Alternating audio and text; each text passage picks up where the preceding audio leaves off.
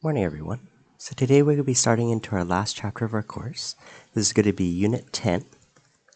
It's going to be a chapter we're going to call Organic Chemistry. Now, sometimes we very loosely use this term here, organic. We shop around for vegetables that are organic. In this chemistry course here, organic chemistry refers to the chemistry of specifically molecules that are based off of carbon. Now, of course, there's going to be other elements that come into play as well. My student teacher used to say it's the chemistry of chons. So you see the carbon, where you see a lot of hydrogens. There will be a household of other elements that come into play as well, but the fundamental building block we're going to look at is mainly carbon. So, for starters, what makes carbon so special? We're going to look at a Lewis diagram for carbon first. So just counting up the number of valence electrons. Carbon actually has 4 valence electrons. Now, we've seen before, usually it's the unpaired electrons that do the bonding. Carbon is sort of set up to be able to make 4 different attachments. Now, carbon also has a special property called catenation, where carbon can actually bond to itself. So let's say I have another carbon right beside it here. Let's say these 2 carbons here collide together. They're going to end up sharing these 2 electrons. This is a regular single bond, covalent bond. Both partners contribute 1 electron. And there we go, we've gotten the starting of a carbon skeleton. Now, this is very common for diatomic compounds like F2, Cl2, Br2, things like that. The nice property of carbon here is it can actually do this multiple times. So you can imagine another carbon here, single bonded, another one. This is going to get really long really quickly. All right? You should always be able to spot where all 4 unpaired electrons of carbon are. So obviously, in this case here, if carbon wasn't really attached to other things, it would make carbon a radical. It would make it really unstable. Unless otherwise specified, you're going to imagine that the rest of these are actually saturated. They're just packed full. The remainder of these attachments here are just going to be hydrogen. Right? Now, this carbon here is going to start forming a backbone. We're going to see that the name is going to come from the carbon part. That's going to be the parent for us here. It doesn't all have to be single bonds though. We can throw in, let's say, an odd triple bond. Okay, I can throw in a double bond. The carbon may actually branch off itself here. Let's say that makes a double bond here. But still, again, you should be able to see where all 4 of carbon's unpaired electrons are. Let's say, for example, this carbon in the middle here, it's using 3 of its unpaired electrons to bond to neighboring carbons. It's understood that the other arm is holding a hydrogen. When we start looking at a double bond here, I've used 1, 2, 3 electrons for the bonding to the carbon skeleton. That leaves me 1 extra arm to hold hydrogen. Sometimes we either put hydrogen on either side to try to represent which orientation, which side the hydrogen is actually on. But nonetheless here, carbon should be bonded only to 1 other hydrogen. The one other thing that these organic molecules very commonly do is carbon can actually form a ring. So let's say I have a carbon ring of maybe 4 carbons here. This is going to start getting really complicated really quickly. So for starters, as we jump into this chapter, we're going to need a way to actually organize some of these molecules. We're going to be grouping them into different organic families, starting with the simplest one we're going to introduce today, which is a family we're going to refer to as alkanes. Now, the keynote here for alkanes is notice that the ending here is this ending ane.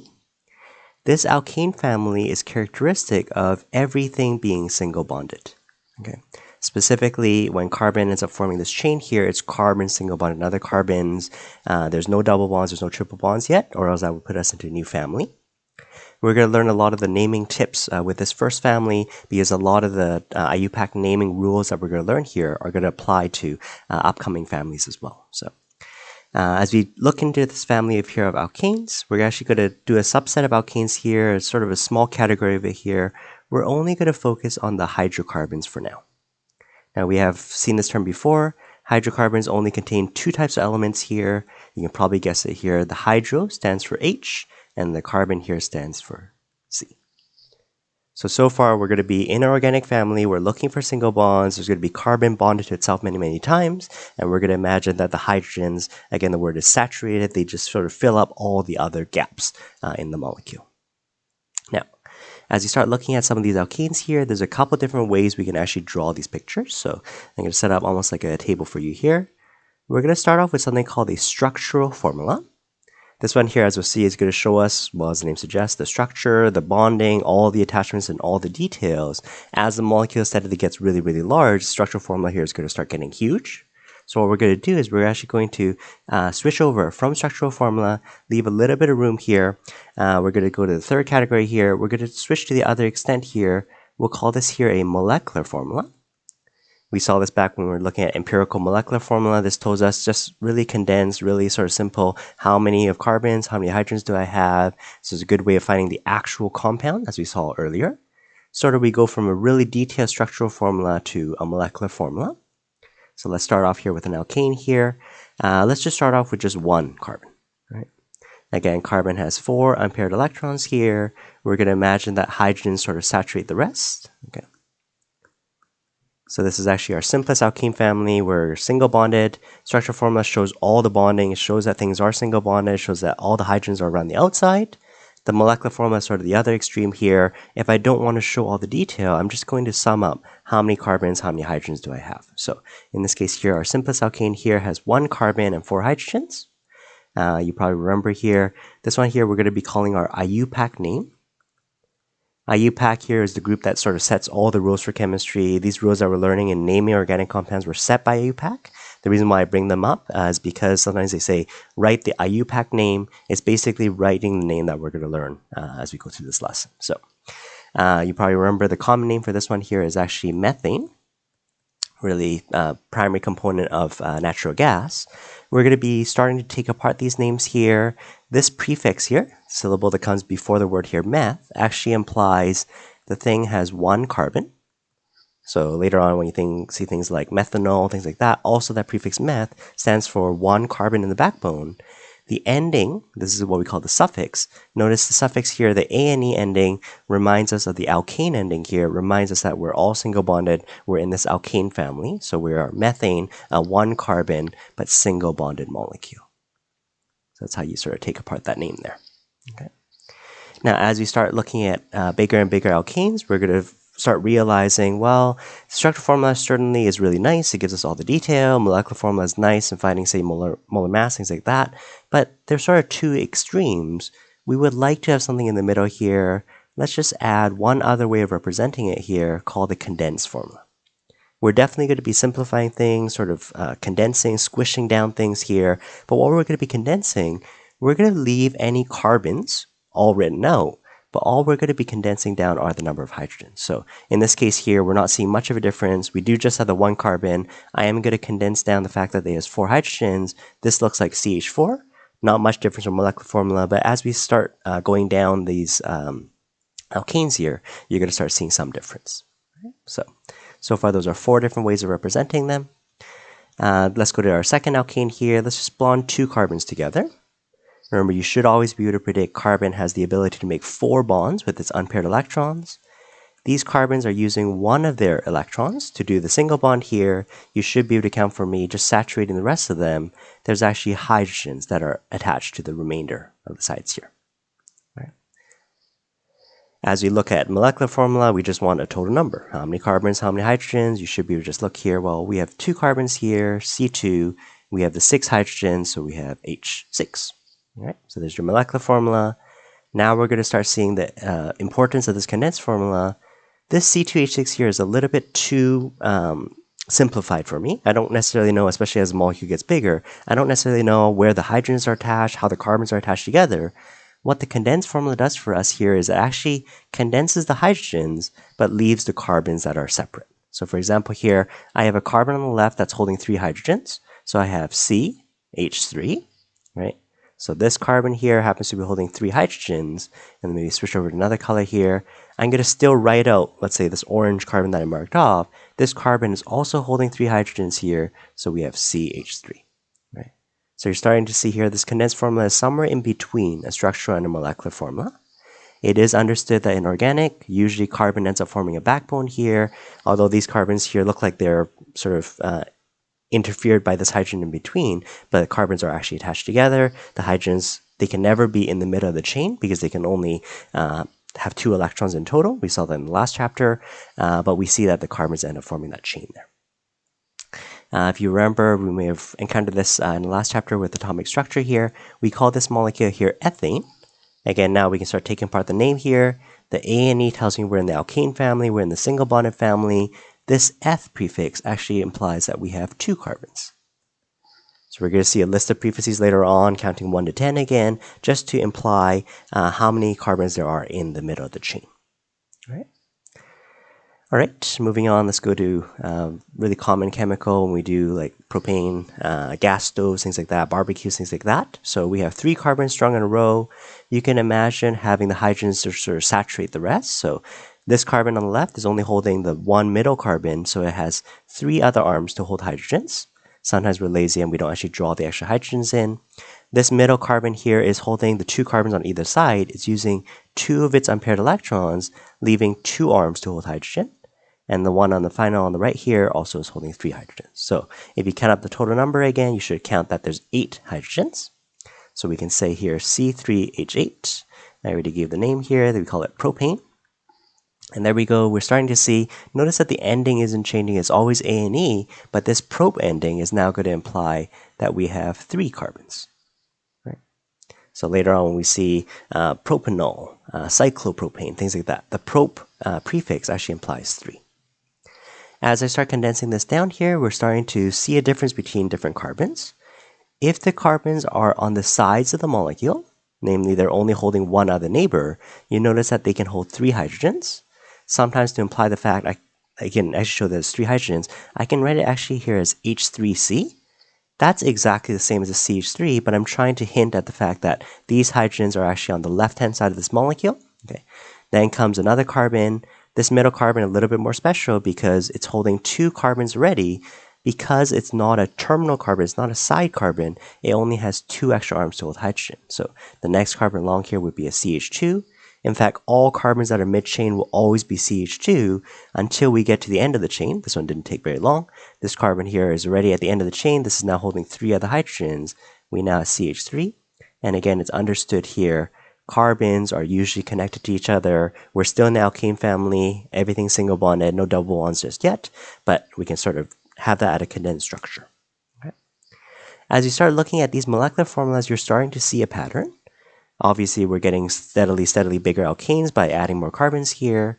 You'll notice as the carbon number goes up by 1, the hydrogen number goes from 4 to 6 here, hydrogen number goes up by 2. Let's see if we can get a sense of that pattern here. The 2 becomes 3. Oh yeah, the hydrogens here end up going up by 2. So this is a really nice sort of pattern structure starting to come into play here. The only trouble with this here is our pattern always depends on the next smaller alkane. So let's imagine I wanted to ask you here, let's imagine continuing the procedure, and let's go to C100. I want to know how many hydrogens there are. Hypothetically, based on that pattern, except for having to draw 100 different carbons and try to saturate them all, you would need to draw 99 other alkanes, add the 2 hydrogens here. That would be way too complicated. We'd like to do something like this which has a pattern, but not a pattern that relates to the carbon or the alkane that was before it. We'd like to have a way to actually predict the number of hydrogens just based on the number of carbons that we have. This is going to be referred to as a general formula. So let me just give you this general formula first. A general formula just gives you that pattern, exactly what we said. We don't want to have to draw all these other alkanes in the middle, but we want to be able to predict how many hydrogens there are. The general formula for an alkane is going to be C to the N, where N can be any integer. It could be 1 like methane, 2 like ethane, things like that. But based on the number of carbons that you have, the hydrogen has twice the N, 2N, but also plus 2. Now, depending on which family we're in, we're going to look at an alcohol family, ester family, other organic functional groups later on. They're going to all have different general formulas. In this case here, the general formula, at least for this particular alkane family, is 2N plus 2. Right? So, if we're just going to try this out here, oh good. If N is going to be 100, if I go 2 times 100, that makes 200 plus 2. I know right away that there's 202 hydrogen without tracking this pattern, without tracking this table all along here. Now you can get a sense of where I got this general formula from. We're starting on from our choice of how many carbons. That's going to be an N, right? It could be C1, 2, 3 as we've drawn here. I just chose 100 as a random number there. You'll notice at the very least, if we assume that the rest of these attachments are bonded to hydrogen, every single carbon should at least come with 2 hydrogens. For example here, this carbon, 2 hydrogens. This carbon, 2 hydrogens. This carbon, 2 hydrogens. In fact, every single carbon in a single bonded chain always going to be 2 hydrogens. There's only 2 exceptions though.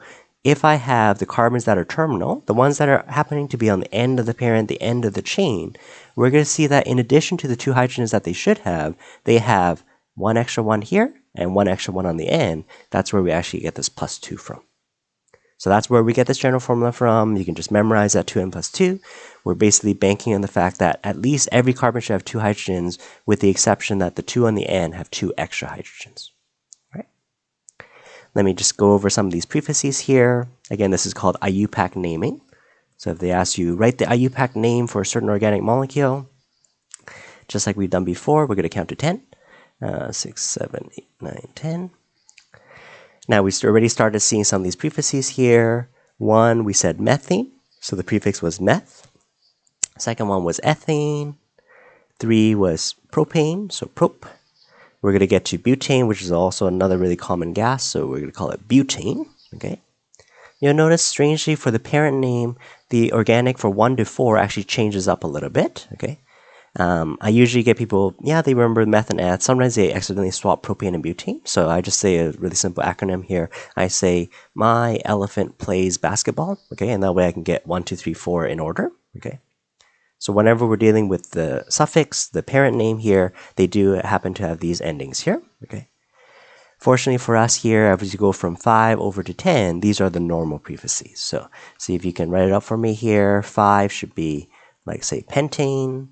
6 is hexane, 7 heptane, 8 like an octagon, 9 nonane, 10 decane, right?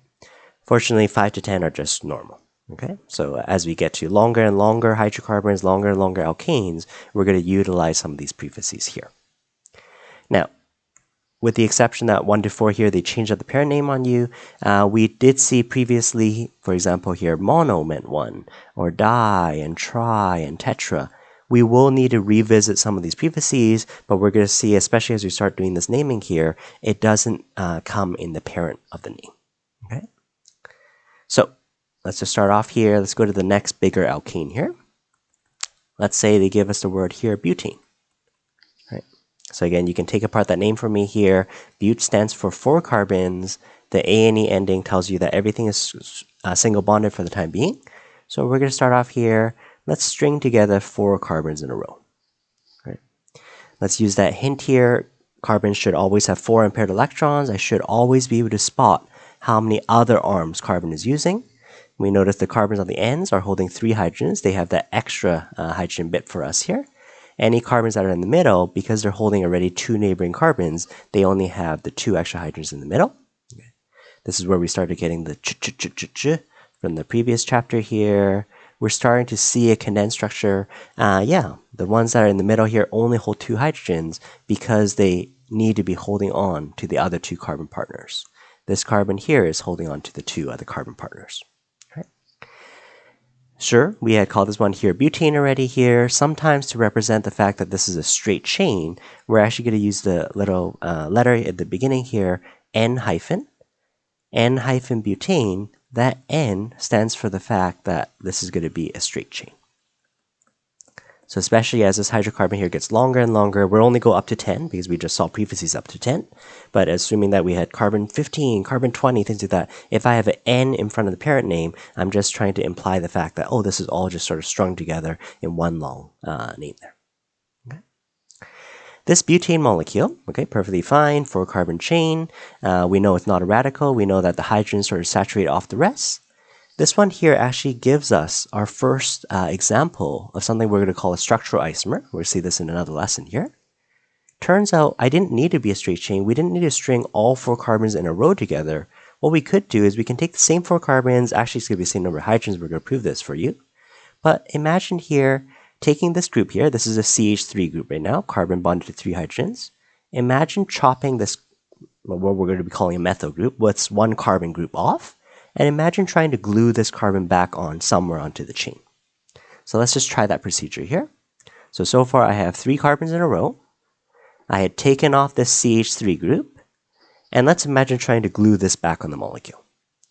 Turns out, if I try to glue it back onto the carbon, that made no difference. Earlier I had 4 carbons in a row. If I glue that back, it's going to be 1, 2, 3, 4. Didn't make a change. What if we took this methyl group and what if we glued it to the first carbon? Now it may look a little bit different. It may look like, oh, the carbon has now gone to the front of the chain here, but still I would have 1, 2, 3, 4 carbons in a row. So it turns out no difference there. That would always be just N-butane, just 4 carbons, straight chain, no problem. What if, though, I now take this methyl group, and what if I glue it onto the middle carbon? Okay. So let me just sketch it out here. My parent backbone changes a little bit. We have 3 carbons in a row. We have a carbon that's off to the side. Okay. Now you'll notice no matter which side of the molecule I start from this side, I start counting 1, 2, 3, 1, 2, 3, 1, 2, 3. I can only count 3 carbons in a row without double backing on myself. So this one here, although we do have 4 carbons in the molecule, we're no longer butane. We're no longer 4 carbons in the parent. At best, we are a propane, we are a 3 carbon chain, and now we've started introducing some branching. This branching here has an alkyl group of a CH3, right? We're going to need to devise a set of naming here, a rule that will actually differentiate, well, how is this molecule different from the previous molecule? Let's start off just counting the number of hydrogens. Let's see how different this is. The carbons that are on the sides of the molecule, they're only holding 1 middle carbon. That means I have 3 extra arms to hold hydrogen. This carbon here, also 3 extra arms. If I want to shorten it, I can just say CH3 as well. Okay, so now I actually have 3 side carbons, 3 terminal carbons. This middle carbon here is holding 3 carbon neighbors, leaving only 1 extra arm to hold hydrogen. Strangely enough, just like butane, I haven't lost any elements. My molecule here is actually still just C4H10. Now we're exactly the same formula. We have the same molecular structure, 4 carbons and 10 hydrogens, but we're different molecules. This one here would have a little bit stronger London forces because it's nice, stretched out like a snake. This one here is sort of coiled in on itself here. It's going to be slightly different from the earlier version. Whatever naming rules I devise has to have something different about this molecule than butane. So just as we start learning some of this Iupac naming here, again, these are the rules set by this group, the International Union of Pure and Applied Chemists. Okay, we'll see this a little bit more in the next lesson as well. Iupac devised a way here. We can actually start off by finding the longest carbon chain. Okay, find the longest carbon chain. This is going to end up forming our carbon backbone for us. So go from any side to any side of the molecule. We want to string together as many carbons as we can. That's going to be the very last word in the name. That's going to be the parent. So in this example here, the longest chain I could get was 3, even if I did this as my parent, okay, or maybe this as my parent. Turns out this way of naming it here, as long as you have 1 carbon chain that's the longest, we're always going to end up with the same name. So we have a long carbon chain here. This is going to end up with the very last word in a name. We know the prefix for 3 was prop. We're still in the A&E family, so propane. This is basically propane. Now, if I compare it to the earlier propane structure that we had earlier, we have 3 carbons in a row here. Propane, I had imagined everything else was saturated with hydrogen. All that's happened is where there was a hydrogen here, we've substituted, we've pulled off the hydrogen, and we've actually put on another carbon chain, which is why sometimes we refer to this here as a substituted alkane. We basically branched this off. We just needed a way of naming the branch. The propane actually covers the trunk, it covers the parent, covers the longest chain already. We need to be able to name this other branch that has replaced the hydrogen that would have been on there. This branch here by itself happens to have 1 carbon. So we're going to utilize that prefix here. We're going to utilize the same methyl prefix. Okay. This is starting at an alkyl group here. It's going to actually end with YL as an ending. We don't want to say methane propane. So meth stands for a 1 carbon branch, but the YL tells me, no, this is a branch that's sort of shooting off of the trunk itself. So this is going to be a methyl branch. This is going to be our second rule here. We need to name all these branches. But the one last thing I need to specify, again, not super clear in this molecule, because this molecule only had 1 possible spot for it. Let's say this chain here was very, very long. Let's say we had maybe, I don't know, 7, 8 carbons long. Let's say my methyl group was over here, or my methyl group was over here. I'm actually showing you one other way of representing it. It looks really scary, but all it is here is it's trying to imply here, every time you have a corner, it means there's a carbon. Every time you sort of go to a side, but it's not labeling what element it is, you can assume that there's a carbon there. as the chain itself gets longer and longer, we need to say which side the methyl group is on, what position is it actually branching off of. So what we're going to end up doing, we're actually going to count the parent so that the branch occurs at a really tiny number. So second rule here, again, we're going to see this a lot more in the next lesson here. We're going to name any alkyl branches, name any carbon branches, and number as small as possible. This is because the molecule here could be flopping and rotating in space here. We can be looking at this propane from different sides of the molecule. We're going to always try to count it so the branch is always the tiniest number. So again, with my example here, not super lot to choose from. If I count carbon 1, 2, 3, then the branch is occurring at position 2. If I count it on the other side here, 1, 2, 3, similarly here, that methyl group here is on position 2. We're going to finish off the name here for the time being. We're going to actually start off with 2. At spot 2 on my propane chain, we happen to have a methyl group that's branched off of it. Anytime you have numbers and letters, you separate them by a hyphen. So 2 hyphen methyl. And then depending on how you want to write it here, usually the very last branch, we just ram it into the parent name. Sometimes they do put a hyphen there. This hyphen is not as important. If you look at my example molecule, again, this molecule here, we'll see this a little bit later as well. We'll call that a skeletal structure or skeletal formula. There is a reason why this sort of kinks back and forth as well. But as we look at this one here, we can try to find the longest chain. We can say, let's go from one side to the other side. I count 1, 2, 3, 4, 5, 6, 7. If you look up at our chart here, this is actually a heptane. Our heptane structure happens to have 2 of these methyl groups. If I count it left to right, carbon 1, 2, 3, 4, 5, 6, 7, my branches occur at 3 and 6. Just to follow this rule here at the end here, it's saying keep the numbers as tiny as possible. What if I counted my heptane going 1, 2, 3, 4, 5, 6, 7? Counting it going this way actually has my branch at 2 and 5 versus 3 and 6 from earlier. So I'm going to prefer counting it this 2 and 5 way because the numbers were tinier. If I have a choice, I always choose to make the numbers as tiny as we can. Again, more on that in tomorrow's lesson. So as you look at some of the worksheet questions here, notice that the carbon chain doesn't necessarily have to be the main one left to right. You just want to go from any side to any side, try to string together as many carbons as you can. So let me just leave you with one here. Let's say I have molecule like that. Okay. Again, it's very tempting to just be like, oh, I drew left to right. I just drew, hey, this is a butane. This is a 4-carbon, and now we have a 2-carbon branch, a 3-carbon branch, and whatnot. But remember, the first rule is always make sure you have the longest chain. Make sure you go from any side to any side. You just can't double back on yourself. But go from any side to any side. Find the longest string of carbons you can pull together. That forms the parent, and then any other branches come off of that. So if you want to take another look there, I could also start on this side, Okay. You can just do this by trial and error here. I can try. I so far did 1, 2, 3, 4. Is there anything longer? 1, 2, 3, 4. 1, 2, 3, 4, 5. Oh, 5 is longer. 1, 2, 3, 4, 5. Can I get anything longer? Oh, good. 1, 2, 3, 4, 5, 6, 7. Just like my earlier one here, heptane is actually my longest chain. Usually I just circle that parent there. So the very last word in the name is going to be heptane, 7 carbons strung in a row. And like we saw before, there's going to be 2 carbons branched off. Look ahead to the next lesson here. We're going to make sure the branches are tiniest. So as I counted here, if I count it left to right, my branches are on position 3, position 4. If I count my parent the other way, 1, 2, 3, this would now be 4 and 5. Well, 3 and 4 is slightly better than this one here. But again, for starters, let's just focus on the fact that we can end with the final name here. Use that prefix that we learned earlier. We're going to be in the alkane family for a couple classes here, and then we're going to start to name these alkyl branches some more in tomorrow's lesson.